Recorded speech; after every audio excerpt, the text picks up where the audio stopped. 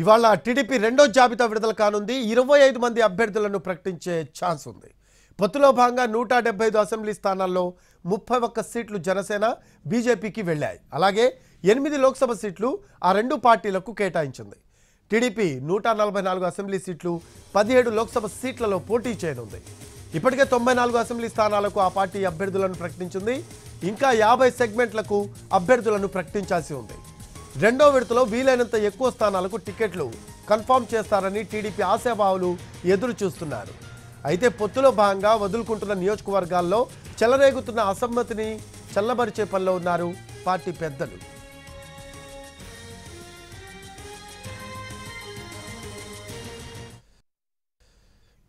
దీనికి సంబంధించిన latest updates అందించడానికి మా కరెస్పాండెంట్ పిఎంఆర్ లైవ్లో అందుబాటులో ఉన్నారు.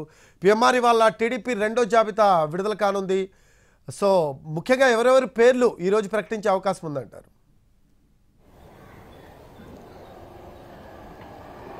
రఫీ, మనకు అందుతున్న సమాచారం మేరకైతే దాదాపు 20 నుంచి 25 స్థానాల మేరకు అభ్యర్థుల్ని టీడీపీ రెండో విడతగా ప్రకటించే సూచనలు కనిపిస్తున్నాయి. సో మనకు అందుతున్న సమాచారం మేరకు మొత్తంగా చూసుకుంటా ఉంటే అటు ఉత్తరాంధ్రకు సంబంధించి మరొక వైపు రాయలసీమ ప్రాంతానికి సంబంధించి సీట్లకు సంబంధించిన వ్యవహారంలో కొంత క్లారిటీ ఇచ్చే దిశగా ఇవాళ రెండో జాబితా ఉండే అవకాశం కనిపిస్తుంది. ఈ రెండో జాబితాలో ఎవరెవరికి సీట్లు దక్కుతాయన్న అంశానికి సంబంధించి కొంత టెన్షన్ అనేది నెలకొని ఉన్న పరిస్థితి కనిపిస్తుంది. ఎందుకంటే చాలా మంది సీనియర్లు ఎవరైతే టికెట్ ఆశిస్తున్నారో మొదటి విడత జాబితాలో ఎవరికైతే టికెట్లు లేవో వాళ్ళకి రెండో జాబితాలోనైనా టికెట్లు దక్కుతాయా లేదా అన్న చర్చ జరుగుతున్న పరిస్థితి కనిపిస్తుంది. సో ఈ నేపథ్యంలో అటు శ్రీకాకుళం జిల్లాలో కళా వెంకట్రావు కావచ్చు, గౌతు శిరీష పలాస నియోజకవర్గం నుంచి టికెట్ ఆశిస్తున్న గౌతు శిరీష, గౌతు శ్యాంసుందర్ శివాజీ కూతురు ఆమె టికెట్ ఆశిస్తున్నారు. ఆమె సీనియర్ నేతగా కొనసాగుతున్నారు. వాళ్ళకి వస్తుందా లేదా? అలాగే శ్రీకాకుళం నుంచి గుండా లక్ష్మీదేవమ్మ, ఆమె సీనియర్ నేతగా ఉన్నారు, మాజీ ఎమ్మెల్యేగా గతంలో పనిచేసిన పరిస్థితి. సో ఆమెకి టికెట్ ఉంటుందా లేదా? సో ఈ తరహాలో మరొక వైపు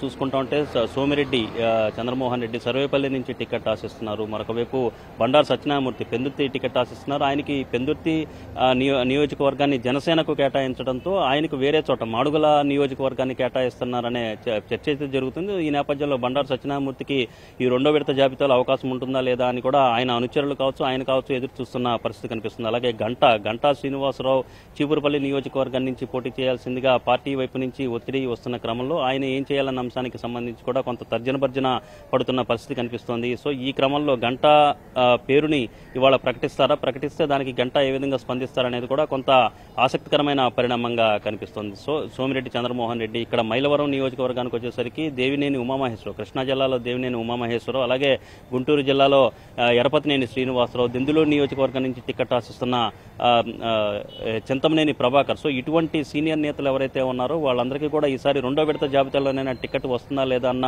ఉత్కంఠత అయితే నెలకొని ఉన్న పరిస్థితి కనిపిస్తున్న నేపథ్యంలో మనకు అందుతున్న సమాచారం మేరకైతే సుమారు 25 స్థానాలకు సంబంధించిన అభ్యర్థుల్ని ప్రకటించే దిశగా చంద్రబాబు నాయుడు ప్రిపేర్ అయ్యారనేది మనకున్న సమాచారం. అలాగే కొన్ని ఎంపీ స్థానాలు 4-5 ఎంపీ స్థానాలకు సంబంధించిన అభ్యర్థులను కూడా ఇవాళ ప్రకటించే సూచనలు కనిపిస్తున్నాయి. రఫీ, దీనికి సంబంధించి మరొక వైపు అసంతృప్తులు ఎవరైతే ఉంటారో టికెట్ దక్కించుకోలేని వాళ్ళు కావచ్చు, పొత్తుల్లో భాగంగా ఇతర పార్టీలకు వెళ్లిపోయిన చోట్ల టీడీపీకి సంబంధించిన ఆశావాహులు ఎవరైతే ఉంటారో వాళ్ళందరికీ ఇప్పటికే టీడీపీ అధినాయకత్వం నచ్చజెప్పింది. నిన్న కూడా నచ్చజెప్పిన ప్రయత్నం చేసింది. సో ఈ క్రమంలో ఎక్కడైతే సీట్లకు సంబంధించిన క్లారిటీ వచ్చిందో, అభ్యర్థులకు సంబంధించిన క్లారిటీ వచ్చిందో, బుజ్జగింపుల పర్వం పూర్తయిందో ఆ నియోజకవర్గాలకు సంబంధించిన అభ్యర్థులను రెండో విడత జాబితాలో ప్రకటించే సూచనలు కనిపిస్తున్నాయి. Rafi, right, thanks for updates PMR. Right, అది ఇవాళ టీడీపీ రెండో జాబితా విడుదల కానుంది. 25 మంది అభ్యర్థులను ప్రకటించే ఛాన్స్ ఉంది.